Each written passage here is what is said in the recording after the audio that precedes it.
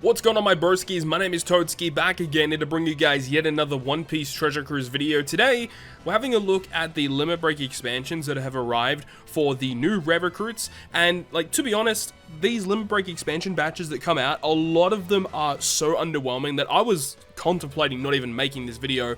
But there are some characters here that are actually somewhat, like, useful, so I'm actually genuinely curious to see what their abilities are. I haven't looked at what their abilities are, so this is going to be first reaction to all of these. I hope that they're actually good upgrades. I sincerely hope that they're really good upgrades. So let's go ahead and jump into it with the first character, which is going to be a character that you can only get in Kizuna clashes. And that character is Grandma Nyon. So as I said, she can only get her in Kizuna clashes. She was actually, I believe, in like one of the first co-op Kizunas way back in the day before alliances were a thing. This character is kind of mid, honestly, doesn't see a lot of play now, but -5 cooldown. Oh boy, -5 cooldown, that's kind of poggy woggy. So it goes down to 8 turn cooldown. The third ability that she gets is Recovery Bind. That's honestly not very good. That's not very good at all. But so with her special, when you think about it, in an 8 turn cooldown, Bind by 3, Defense up, Threshold by 3, and a 2.75 chain lock on an 8 turn cooldown, and she's int Cerebral Fighter. Like, she's not a bad unit, but it's just a character that you're probably not going to use in a lot of content. So I guess if there's like the off chance where you have to use this character or like fits really well on a team, then yeah, the -5 cooldown is going to be really good, and you know, obviously the additional stats are going to be nice as well.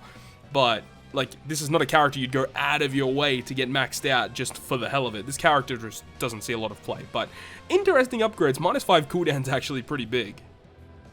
The next character is also one of the other Kizuna Clash characters, which is going to be Marguerite. Marguerite, let's go ahead and see what she's all about. So Marguerite, she is a strength fighter slasher. She does go ahead and get the provoked attack and also removing increased damage taken. What does she actually get for cooldown? She only gets -2, so she doesn't get as much as what Grandma Nyon does. So she goes down to a 10 turn cooldown, reduces paralysis by 3, resilience by 3, and also damage reduction, rainbow shield by 3.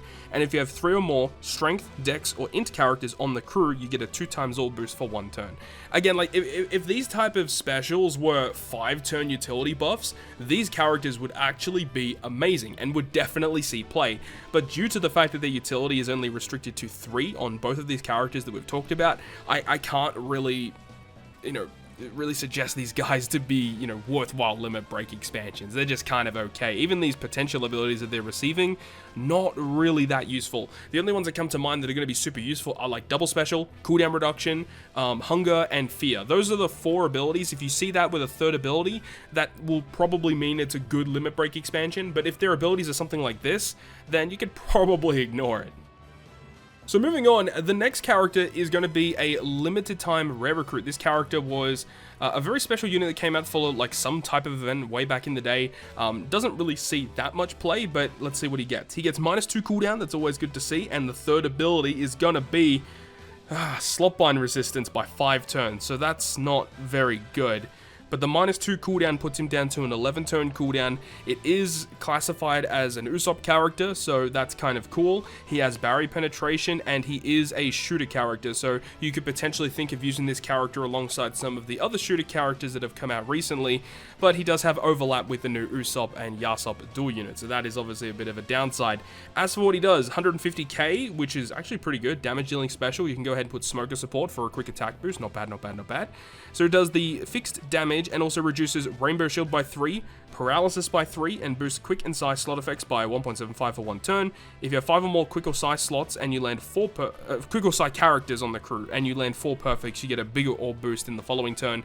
This is actually a big problem that I found with shooter characters, is that a lot of shooters are orb boosters and they don't have a lot of good attack boosters. The only like good attack boosters that come to mind are characters like Ace and Yamato, who somehow boost shooters. Also Capone crew also boost shooters with their attack boost, and also the superclass special of Ben Beckman and Lucky Roo themselves. But like, there aren't that many good shooter attack boosters, so if this was an attack boost instead, maybe it would be okay, but I mean, realistically, probably not that good. Now the next rare recruit is Rockstar. This is a big one actually, because this character, it can be used as one of those characters to activate the super tandems and super classes of like the recently released characters from the Film Red Sugofest. So I actually do like that this guy got a limit break expansion. What I don't like is that he doesn't get cooldown reduction, dude. Come on, what is the point of a limit break expansion if you're not going to reduce the character's cooldown? That already is a major red flag. So the third ability is going to be Enrage. Dude, they really did my man dirty. They did him so dirty. So still maintaining a 12. I mean, this guy is still really good. He's got a great special. I mean, reducing barriers by 2. Not too many characters do that. And then also reducing despair and attack down by 5. He reduces chain lock by 5 and changes block slots into matching, and then locks slots for 2 turns. Like, so many abilities on this special are like super unique gimmick removals.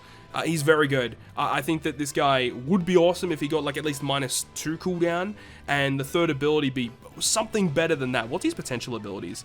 I mean, probably fear resistance doesn't make a lot of sense. Hunger doesn't make a lot of sense. I don't know, but Enrage as the third ability, I'm not really the biggest fan of that one. Man, they did him so dirty. So there's going to be 3 more rare recruits. There is, first of all, Sasaki, Who's Who, and Black Maria from the Yamato and Ulti Page 1 batch from way back when last year.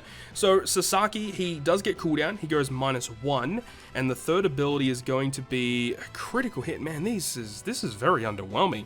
Critical hit, 70% for 7%. That's not very good. But just a refresh on what he does: reduce the threshold and resilience by 5, adjacent slots matching, and a 2x all boost to driven and powerhouse. Like it's fine. It's a perfectly okay special ability, but man, just very underwhelming, you know, with these limit break expansions. At least the -1 cooldown puts him down to 10 turns. Like, that's pretty respectable for what he does, but yeah, it's just overwhelmingly underwhelming.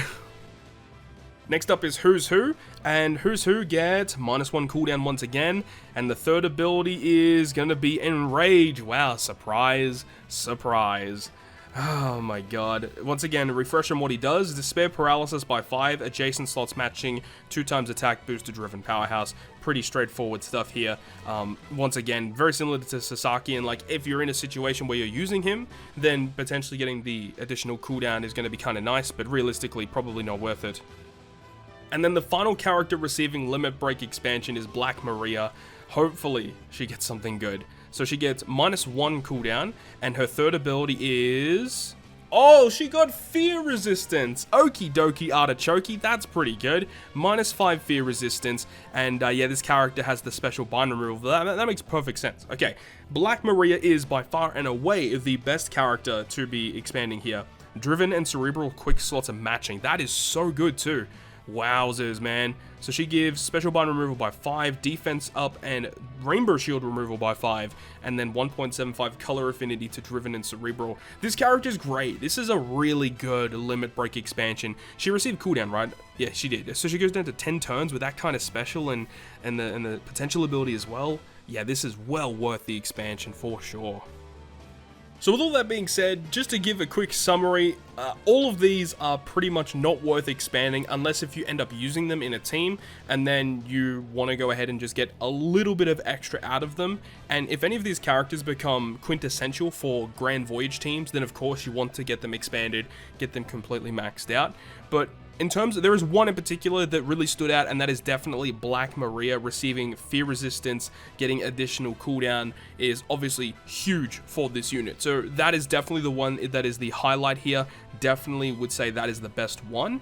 The rest of them, not really. But that's going to wrap it up for me. Thank you so much for watching. If you guys enjoyed the video, make sure to go ahead, leave a like. And if you want to stay up to date with all the content that I post on my channel, including more One Piece Treasure Cruise content, make sure to hit the subscribe button down below. But on that, guys, I'll see you guys within the next video.